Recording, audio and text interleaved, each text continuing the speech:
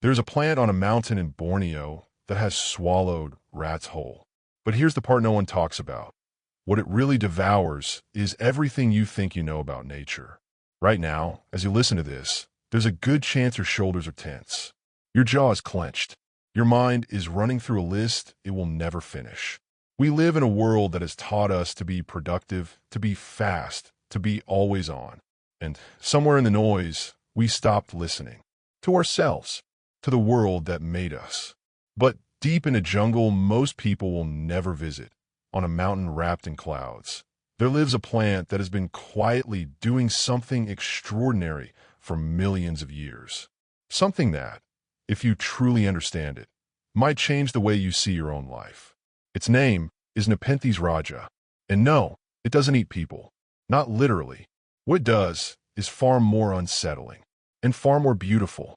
Mount Kinabalu rises over 4,000 meters above the island of Borneo. It is one of the most biodiverse places on the planet. And near its summit, in a narrow band of altitude between 1,500 and 2,600 meters, the soil tells a story of deprivation. It's called ultramafic soil, rich in heavy metals, desperately poor in nitrogen and phosphorus, the very nutrients most plants need to survive. Most roots reach into this ground and find almost nothing. This is not a place where life should thrive. And yet, Nepenthes Rajah didn't just survive here. It became a legend. First documented by Hugh Lowe in 1858, then formally described by the great botanist Joseph Dalton Hooker in 1859, this plant stunned the Victorian scientific world. Hooker himself called it astonishing. And when the naturalist Spencer St. John reported finding a drowned rat inside one of its pitchers, the public lost its mind. A plant that catches rats. Headlines erupted. Imaginations ran wild. The Victorians were already obsessed with the exotic, the dangerous, the other. And Nepenthes Rajah gave them exactly what they craved, a monster. But it was never a monster. It was something far more interesting. It was an answer. Let's look closer. Because the genius of this plant is in the details. The rim of the pitcher, called the peristome, is one of nature's most sophisticated surfaces. When it's dry, insects walk across it safely. They feed on the nectar the plant produces along the edge. They come back, again and again. They learn that this place is safe. Then the humidity changes. A cloud drifts across the mountain. Dew forms, and in an instant, that same surface becomes one of the slipperiest structures ever measured in the natural world. The microscopic ridges on the peristome channel water into a continuous film. The insect's feet, evolved over millions of years for grip, suddenly find nothing to hold. They fall. Think about that for a moment. The plant doesn't chase. It doesn't strike. It doesn't ambush. It invites. It creates comfort, familiarity, routine. And then, when conditions are right, the ground beneath you simply isn't there anymore. Inside the pitcher, the walls are coated in waxy crystals, so fine, so perfectly structured that no claw, no leg, no desperate scramble can gain purchase. Below, a pool of fluid waits. It's not just water. It's a cocktail of enzymes, viscoelastic, slightly acidic, meaning it's thick enough that once you're in, even swimming becomes impossible. The prey doesn't drown immediately. It exhausts itself. It fights against a world that was designed, patiently, elegantly, over millennia, to make fighting futile. Now, I want you to sit with that image. Not because it's gruesome, but because it's familiar. We don't talk about it enough. The way modern life catches us. Not with claws, not with force, but with comfort, with convenience, with the slow, sweet nectar of distraction. We scroll because it feels safe. We consume because it fills something. We stay busy because stillness feels dangerous. And one day we look up and realize we've been sliding for years. And the walls around us are smooth. And the fluid we're swimming in, the anxiety, the comparison, the noise, has been designed to make struggle feel pointless. Nepenthes Rajah doesn't eat people, but the pattern it uses, the slow seduction, the manufactured comfort that becomes a cage, that pattern is everywhere. The psychologist B.F. Skinner called it a variable reinforcement schedule, the unpredictable reward that keeps you pulling the lever. Social media engineers call engagement. Economists call it the hedonic treadmill, the phenomenon where every new pleasure resets your baseline, so you need more and more and more just to feel the same. The pitcher doesn't need to be cruel. It just needs to be patient. And so does the modern world. But here's where the story turns. Because Nepenthes Rajah has another secret, one that most people never hear about, and it changes everything. This is a mountain tree shrew, Tapaya, Montana, and it has a relationship with Nepenthes Rajah that scientists didn't fully understand until a groundbreaking study by Charles Clark, Jonathan Moran, and their colleagues in 2009. The plant produces nectar on the underside of its lid, but the lid is positioned at a very specific geometry, an angle and distance that matches almost exactly the body length of this tree shrew. When the animal sits on the rim to feed, its rear end hangs directly over the pitcher's opening. And while it eats, it leaves a deposit. Fecal matter, rich in nitrogen, rich in phosphorus. Exactly the nutrients the soil refuses to provide. This is not predation. This is a conversation.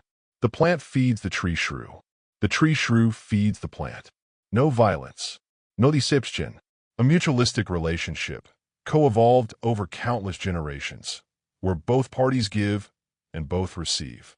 Studies have shown that up to 57 to 100% of the nitrogen in some Nepenthes Rajah specimens comes from tree shrew droppings, not from insects.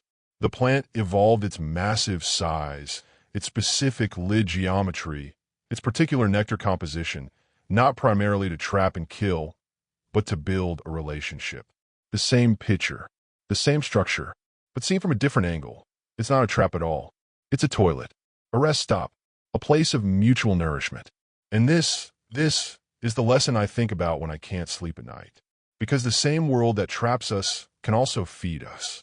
It depends entirely on the relationship we build with it. The insects fall because they come for a quick reward, nectar on the rim, without understanding the system they're entering. They are passive consumers. They take without awareness, and the architecture swallows them. The tree shrew thrives because it enters the same space, the same dangerous, complex, potentially deadly space, with a different relationship. It gives something back. It participates. It's not a victim of the structure. It's a partner in it. And the plant changed its entire body to accommodate that partnership. It grew larger. It reshaped its lid. It evolved a different kind of nectar. The relationship transformed them both. So here's the question this plant has been asking, quietly, patiently, for millions of years. What is your relationship with the world you live in?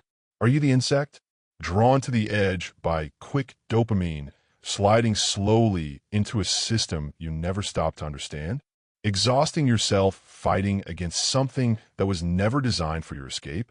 Or are you the tree shrew, present, aware, giving back to the system that feeds you? Engaged in a relationship where both you and the world around you are transformed. Nature doesn't give us commands. It gives us patterns.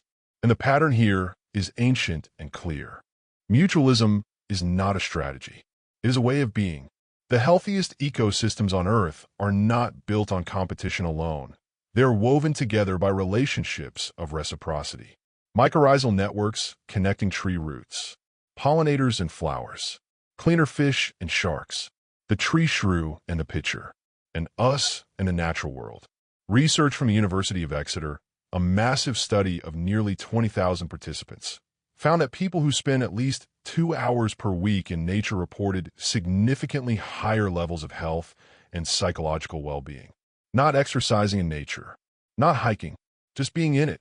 The Japanese practice of Shinrin-yoku, forest bathing, has been shown to lower cortisol, reduce blood pressure, boost natural killer cell activity in the immune system, and decrease anxiety. Exposure to phytoncides, the volatile organic compounds released by trees, has measurable physiological effects on the human body. We are not separate from nature. We are nature. And when we sever that connection, when we seal ourselves in glass and concrete and blue light, we don't just lose something pleasant. We lose something essential. Reconnecting doesn't require a pilgrimage to Borneo. It doesn't require Mount Kinabalu. It requires attention. A walk where you leave your earbuds at home. 5 minutes with your hands in soil. A window you actually look through instead of past. The decision, small, radical, daily, to participate in the living world rather than merely consume it. Nepenthes Rajah spent millions of years learning that the greatest source of nourishment doesn't come from trapping others. It comes from relationship, from giving and receiving, from reshaping yourself to make room for connection. Maybe we don't need millions of years. Maybe we just need to start. There's a plant on a mountain in Borneo. It is the largest carnivorous pitcher plant on Earth. It can hold over 2.5 liters of fluid and 3.5 liters of water. It has swallowed insects, frogs, lizards, and yes, the occasional rat. But its greatest trick isn't killing. Its greatest trick is the same one the entire natural world has been performing since the first cell divided, finding a way to make life work together. The treeshrew doesn't fear the pitcher. It feeds from it. And in feeding, it feeds the plant in return. And the plant grows larger and produces more nectar. And the treeshrew comes back. And round, and round, and round, a circle with no beginning and no end. You are not separate from this circle. You never were. The only question is whether you will keep sliding along the rim, or finally sit down and be part of the living world again. If this story made you pause, even for a moment, I'm glad you were here. This channel is a place where we explore the hidden intelligence of the natural world and what it might teach us about being human. If that sounds like something your mind needs right now, consider subscribing. Not for the algorithm, but for yourself, for the reminder. There are more stories like this one, waiting, patient, like a plant on a mountain. I'll see you in the next one.